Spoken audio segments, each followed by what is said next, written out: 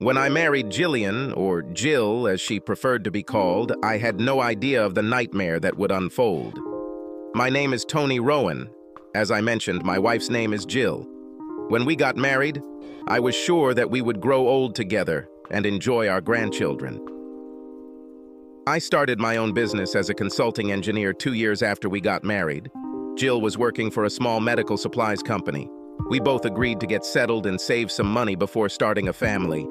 For 8 years, we were happy, and our sex life was great. I honestly thought I had married the perfect woman. I bought a small cottage in a quiet side street. It needed a lot of repairs inside, but was structurally sound.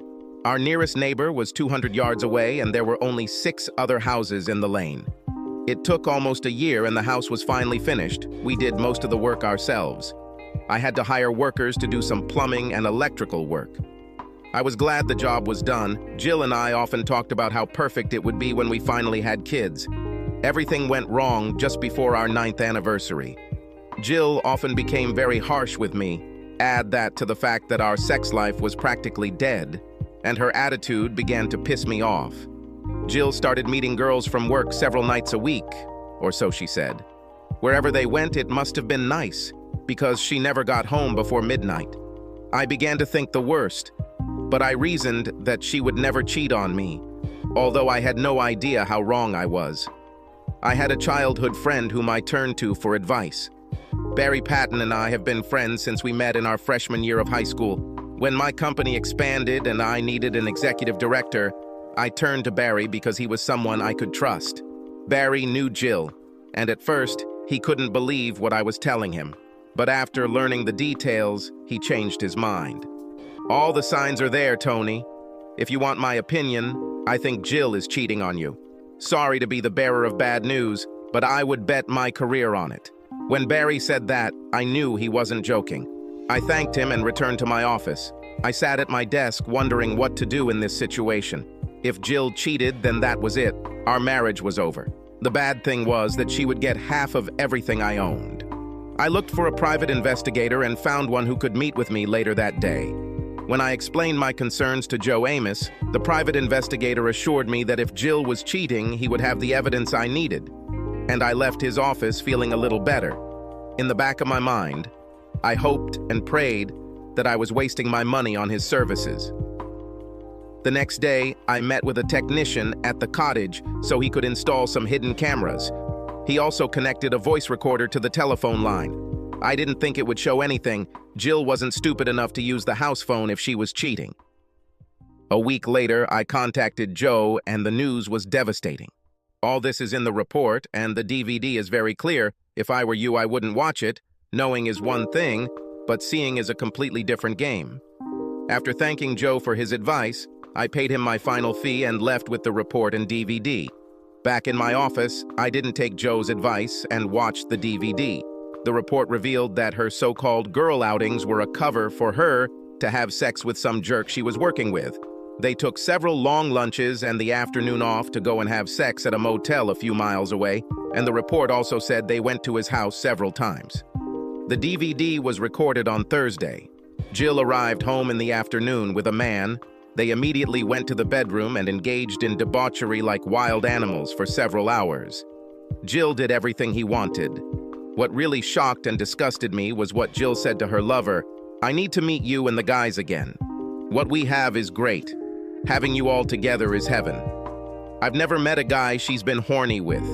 We were both about the same age and build. It is impossible to say that he was somehow better than me. Given the evidence, I planned to catch them at the cottage, beat the crap out of it, and throw Jill out onto the street. The following Thursday, I left work and drove past where we lived, and sure enough, Jill's car and another one I didn't know were parked in the driveway. I parked on the street and headed toward my house. When I walked inside, I could hear them upstairs, enjoying rough sex. I stormed into the bedroom and yelled at this idiot to get out of my house. This turned out to be a bad move, as it was another idiot. The guy was well over 6 feet tall and must have weighed 100 pounds more than me. I saw him heading towards me, and then everything went dark. When I came to, I was tied to a chair and gagged. Jill was having sex with 3 guys and screaming with pleasure. Eventually, one of them noticed that I was awake. "Hey, look, the little weakling is awake." They all laughed. I watched as Jill freed herself from the mass of bodies on the bed and walked over to where I was sitting. The woman I married stood there and smiled. She pulled the gag out of my mouth. "Why, Jill? Why do this to us?" "I realize that being married to you is boring. I want to have fun, and all you need are children and a wife at home to look after you." "Well, that won't happen. You thought you could barge in and ruin my fun, didn't you?" Jill stared at me with a sick smile on her face. "As you can see, I have 3 real men here who are satisfying me now, so I don't need you anymore. Now that we're done, my friends are going to take you somewhere I hope you enjoy." I didn't know the woman standing in front of me. Of course, it wasn't my wife. Jill wouldn't do that to me, would she? One of the guys came up and hit me hard in the face. The lights went out. I passed out. It was dark when I moved, and it took me a few seconds to get my bearings. I knew that I was lying on my side with my wrists and ankles tied, and I had a hood over my head. The movement told me I was in a vehicle, and judging by the cold metal floor, I assumed it was a van of some kind. "Looks like he's waking up again." Okay, that saves us the trouble of lugging it around. We're almost there.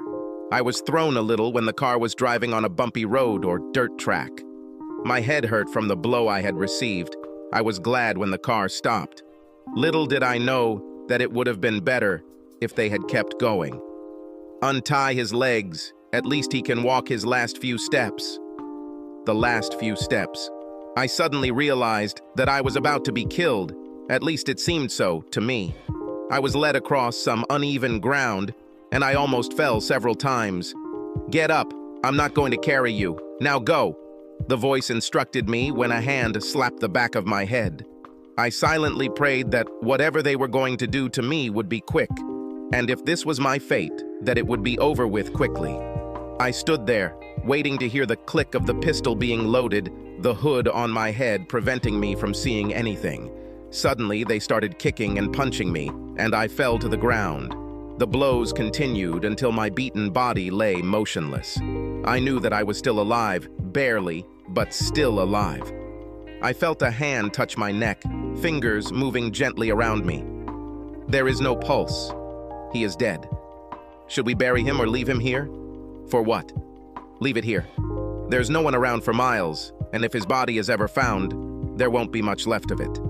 If the guy checking me knew what he was doing, he would have felt my pulse, but where his fingers touched my neck, he had no chance. I heard my attackers laugh as they left. I lay motionless for what seemed like hours, but in reality, it was probably 10 minutes or so. I didn't move until I heard the sound of a car driving away in the distance. As I lay on the ground, I wondered what made Jill hate me so much. What made her become a slut? I always treated her right. Pain shot through my body as I tried to stand up. It took several attempts as my wrists were tied. Finally, I managed to stand up. My body hurt as if I had been hit by a truck.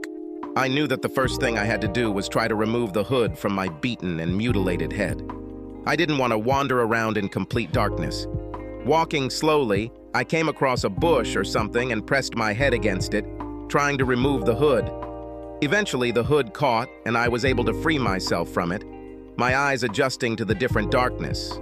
To be honest, my left eye was closed, and it wasn't much use anyway. I was just hoping that what happened wasn't permanent. Once my eyes adjusted to the darkness, I had no idea where I was.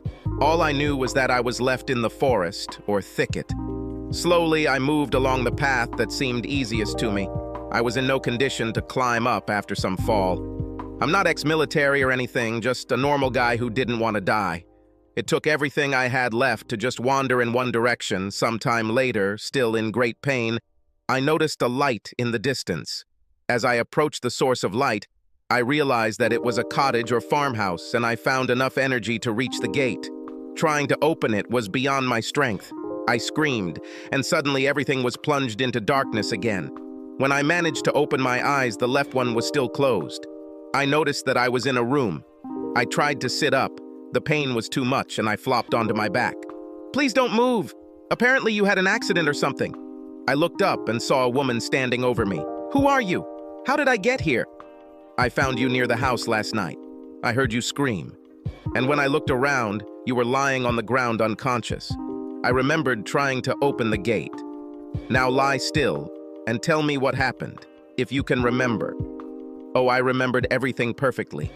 I just wasn't sure if I should discuss this with this strange woman. My name is Rosemary. You can call me Rosie. I prefer it that way. So how did you end up in this state? It's a long story, and I'm not sure if I should tell you. My ribs hurt every time I tried to speak or breathe heavily. Should I call the police? No, please. No police. I promise you that I won't hurt you and I'll tell you what happened, just not right now. Rosie smiled. I must have blacked out because I don't remember anything after that. The next time I woke up, Rosie was in the room, and this time I managed to sit up. Rosie fluffed a couple of pillows so I could sit properly. I saw that my torso was wrapped in bandages, and there were several cuts on my arms and legs. Do you have a mirror? Rosie nodded and handed me a small mirror. I almost dropped it when I saw my reflection. My lips were cut and swollen. My left eye was black and swollen shut. My right eye was badly bruised, and I had several more cuts on my face. Now, are you ready to tell me who you are and what happened? I nodded my head. I told Rosie everything I could remember, from catching Jill in bed with 3 men to trying to open her gate. Tony, you really should call the police, you know. No, please don't. I will deal with this in my own way and in my own time. The last thing I need is police intervention. Have it your way and do what you have to do. Now, I don't know where you live or anything, so you better stay here until you're mobile and healthy enough to leave. I thanked Rosie for her kindness. I had no idea who this woman was. I think she was about 45 years old, a good 10 years older than me. Rosie allowed me to use her phone to call Barry and let him know I was okay. Tony, where the hell have you been? Everyone is going crazy trying to find you. Jill was here, terribly worried that you were missing. Barry, do me a favor, please. If Jill asks, you haven't heard from me at all. I promise that I will explain everything at the next meeting. If something comes up at work, I trust you to handle it. I ended the call and Barry seemed satisfied. Rosie asked me what my plans were. I'm going to rest until I can move and return home. After this, I'm going to make some people pay for everything. I don't know how yet, but they will pay. Rosie simply nodded and smiled. Do what you have to do, Tony, but please be careful. It suddenly dawned on me that other than knowing her name, I knew nothing about Rosie. And, come to think of it, I had no idea where I was. When Rosie told me the name of the nearest village, I figured I must have been at least 3 hours away from home. Rosie fed and looked after me, and it was only after a few weeks that I felt well enough to leave. I told Rosie that I would call and ask someone to pick me up. I'll drop you off in the village at the railway station. No matter who you call, he will never find this place. It is too remote. I could hardly fit into Rosie's little car, proof that I was not yet fully recovered. I thanked Rosie for everything. Her answer was simple. Do what you have to do, Tony, but please be careful. I sat and waited for Barry to pick me up. Jesus Christ, Tony, what happened to you? Barry asked when he appeared. On the way back, I told Barry everything. He shook his head in disbelief. I think I know why she did it, Barry. If we divorce, she will get half of everything. Jill is greedy and wants everything. I bet she promised her buddies a ton of cash if they got rid of me. She knows the company is worth millions. I think she would sell it and spend her days having sex with whoever wants her. You can stay with me, buddy. If anyone asks, I will tell you that I have no idea where you are. Thank you, Barry. Do me a favor and please bring my laptop from the office. Oh, and I'll also need some clothes. Barry laughed and said he felt like he was harboring a fugitive. Not yet, but this could happen if I get caught while I'm taking revenge. Well, then you better not get caught. I don't want to know what you're planning. On the way, we stopped at a shopping center. I managed to get a few jeans, t-shirts, socks, underwear, and a pair of sneakers. For now, this is enough. I had a full wardrobe at home. Or at least I hoped that was the case. Luckily, it was dark when we pulled up to Barry's house, and I could just imagine the neighbors talking about me. According to Barry, Jill played the role of a loving wife very well. She called everyone who knew me. That is, everyone except the police. She called Barry regularly, every day, and asked if he had any news from me. Of course, his answer was no. Gradually, I recovered and could already walk without experiencing severe pain. Barry told me that Jill's calls are now down to 1 call a week. I assumed she was too busy enjoying herself to worry about me. Sometimes it's good to have time to think. In my case, it led me to think about how terrible my revenge would be. I wanted to truly take revenge and was analyzing my options. Sitting around all day, I came up with a few ways to deal with Jill and her fuck buddies. The problem was that most of my ideas involved someone else. This is something I wasn't prepared for. My hatred led me to what is known as the dark web. After reading it, it was clear that I could hire a hitman if I wanted.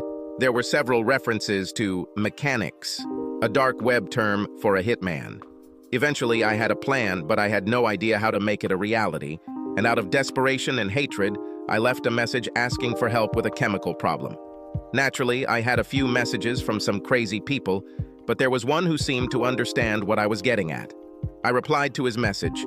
After a few more messages, I was convinced that the guy was sincere. He seemed satisfied that I was not from law enforcement. He sent me a program to install, and it encrypted our messages. After logging out and closing the VPN software, I searched online for what I was advised to purchase, as I needed to get specific brand names. This took a little longer than expected. Once I had everything I needed, I realized that in order for this to work, I needed to know when Jill and the lovers would be in the house. Returning to the internet, I bought several listening devices, bugs. Most evenings, Barry and I sat and talked. He never asked what I was planning to do, and I never told him. Business was going well, and the company had attracted several new clients, and I assured Barry that I would likely be back in the office in a week or two. When the bugs arrived, I returned to the house and Jill's car was in the driveway. Maybe she had a good night last night. I didn't know, and I didn't care. I watched Jill leave the house, and 5 minutes later, I went inside. Thank God, it didn't occur to her to change the locks. Apparently, she was sure that I was dead, so there was no reason to worry. I installed a bug in the living room and bedroom. It must be said that despite the fact that she had men in her house, it was clean and tidy. There were clean sheets on the bed, and no sign that anyone else had been there. That evening, I heard Jill talking to a man. I recognized the voice as one of the men from the van. He was there, slept with Jill, and told her that he had made an appointment with the others for Friday night. "Oh God, I love group sex. How many of them will there be here?" Jill asked. I managed to persuade 9 guys. There will be 10 of them, but one of them will not be able to come this week. 9 is enough for me. I turned off my laptop. I didn't need to hear any more. I hoped he would like it, because if my plan worked, then after Friday, no one would have Jill anymore. Friday night, I was sitting in the bushes in front of our house waiting for the fuckfest to start, when Jill finally arrived home with several other cars following her. I gave them 30 minutes, and, figuring that this would be enough time for them to start, I slowly walked towards the back door. I heard a noise upstairs. Jill screamed with pleasure as everyone else cheered her on cheerfully. I walked upstairs quietly, stopping to make sure everyone was in the bedroom. I poured the first liquid onto the carpet, leaving a trail back into the kitchen, then repeated the same with the second liquid. The person who explained this to me was right about one thing. When they mixed together, there was almost no smell. He warned me that the more I used, the stronger the end result. Back in the kitchen, I was faced with the hard part. If I screw this up, we're all going to hell. The third liquid essentially served as a trigger. Once it mixes with others and reacts, all hell breaks loose. I poured the liquid into the puddle next to the other 2. I thought it would take them a few minutes to come into contact with each other. Slowly and silently, I walked out the door, quietly closing it behind me. I raced down the path to where I had parked my rental car. As I drove away, I saw a powerful, bright flash in the rear-view mirror. I didn't stop. I just drove until I got to Barry's house. Luckily, Barry had a date and wasn't home when I got there. I took a shower and went to bed. The next morning, I drove up to the house. I acted as if I wanted to let Jill know that I was alive, despite her friend's best efforts. The other part of the show was to collect my clothes and some personal belongings, even though I knew they were all burned. As I turned into an alley, a policeman stopped me. "Sorry, sir, you can't go any further. But I live here, just down the road, at Laurel Cottage. Park the car and wait here, please." The officer approached the cottage. A few moments later, he returned with a guy in a suit. "Mr. Rowan, I am Detective Inspector Hobson. Do you mind if I ask where you were last night?" "I was at home." "Well, I'm actually staying with a friend. My wife and I are living separately." "How long have you been living with this friend?" "A couple of months. Now I just came to pick up the last of my clothes and personal belongings. Unfortunately, there was a fire in the cottage last night. Can I see? I mean, after all, this is, or was, my home." We walked along the path together. The detective asked me more questions. "Have I stored flammable materials at home?" "No way. There was a small gas can in the shed that I used to fuel my lawnmower." The cottage turned into a complete ruin. The wall collapsed at one end. The roof sank at a very awkward angle. "As you can see, sir, the fire destroyed the building. No one except firefighters and rescue workers are allowed inside. They are currently recovering bodies." "Did your wife have friends last night?" "I have no idea. Like I said, we broke up. I don't know what she did last night." "You said they are recovering bodies. How many are there?" 10 so far. They think there are no more bodies. They are just making a final check." I stood there looking as shocked as anyone else in my position. I thanked the detective and walked back to my car. When I was a few miles away, I called Barry, explained the situation to him, and Barry assured me that he would confirm that we were home all night. Naturally, they asked me about the fire. I told the police that Jill and I had broken up. I told them I was staying with Barry until we sorted things out. The investigation into the fire was completed 2 months later, and it was ruled an accident, likely caused by a faulty gas appliance. The coroner has recorded verdicts of accidental death for those who died in the fire, 1 woman and 9 men. I stated in my statement that Jill was probably having a party with one of her work colleagues since we were separated. I didn't have a better answer. I attended Jill's funeral more for the sake of appearances than anything else. And when the coffin was lowered into the ground, I threw in a handful of earth and 1 rose. There was a card pinned to the stem of the rose, and I wrote on it, "Rot in hell, you creature." Most of those present probably thought it was a personal gesture of love. Yes, exactly, as if it could be. Jill's mother actually asked me why I wasn't home that night and what was Jill doing in a house with 9 men. We were separated pending divorce. As for why she had 9 men in her house, you figure it out for yourself. I turned and walked away. I moved out of Barry's house into a small furnished apartment. The only major downside was having to replace my entire wardrobe. In the end, the insurance company paid for the house and I sold the property to a developer because I didn't want to rebuild it. The media speculated about why 9 men and 1 woman were in the house that night. I didn't comment and let people come to their own conclusions. As for the 9 men, I did not know any of them and did not pay attention to newspaper reports about their funerals. I tried to go back to thank Rosie for saving me. Unfortunately, I couldn't find the cottage despite asking some locals where it was. Barry never asked me about the fire. He actually offered to set me up on a date if I was interested. Right now, I just want to move on with my life, especially since there is a woman who lives in the same apartment building as me. We have never spoken yet, except to say hello to each other. If we do start dating and it really gets serious, a prenuptial agreement will be in place before I get married again. Subscribe to our channel so that your second chaff doesn't cheat on you, and go ahead and listen to the next story, because this story is nothing compared to the next one. If you're under 18, don't even think about listening to the next one. Listening to the next one. Listening to the next one. Listening